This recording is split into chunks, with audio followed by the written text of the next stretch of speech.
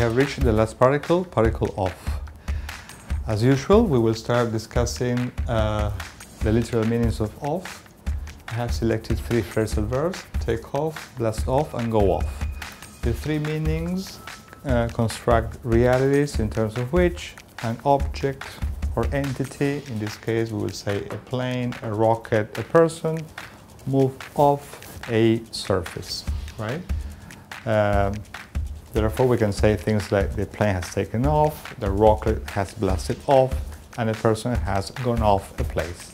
There is a separation of the entity from a point of departure or place.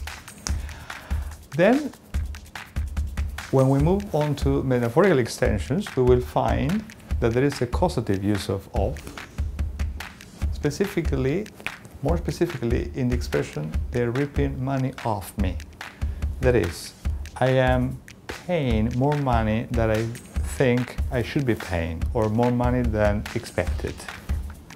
So off here entails the separation of an object from a person.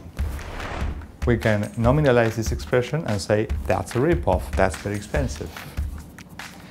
The next meaning that we will look into is what I have chosen the title category, counterpart of dative on. When we discussed on, we said that there is one specific meaning of on that is called dative on, which introduces the sufferer of the action expressed by the verb. In the examples that I will now read, we will find that off entails a meaning that is the exact opposite to bearer on or dative on. So if I say that's a load off me, or that's a load off my mind, what I'm saying is that I used to have a load on my head, not anymore.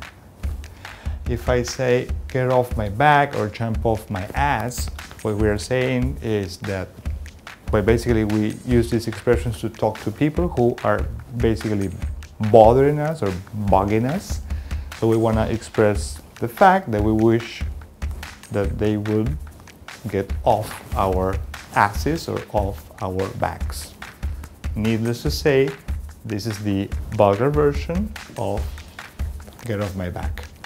The third category is divided into 3 subsections, C1, C2, C3, and they're all related to the category repulsion. So let's read the examples. Many people find her bad manners off-putting. That is, her bad manners, put them off. That is, they find her manners unattractive. There's a repulsion, a separation. In C2, we're going to be dealing with vulgar language, that is, insults. So you will excuse my French here. I will use expressions bugger off or fuck off. I'm not interested in foul language in particular, or dirty language in particular. What I would like to point out is that off here emphasizes the separation that is conveyed by the insult itself. The third category, sexual repulsion, I'm not so sure about the term repulsion here, but for lack of a better term, I thought of that category.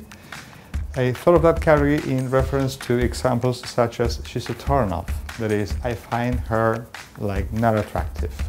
This should be contrasted with its opposite meaning, she's a turn-on.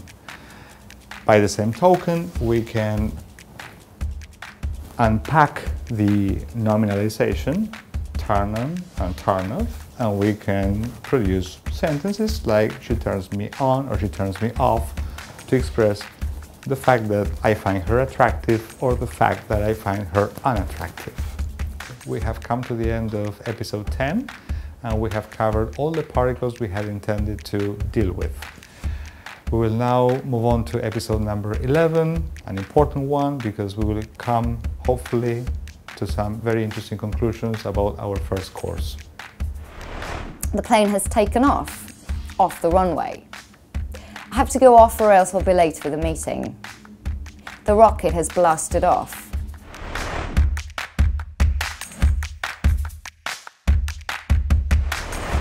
We have broken off our engagement, that is, separation from a partner. The burden is off my shoulders. The responsibility is off me. Can you please get off my back?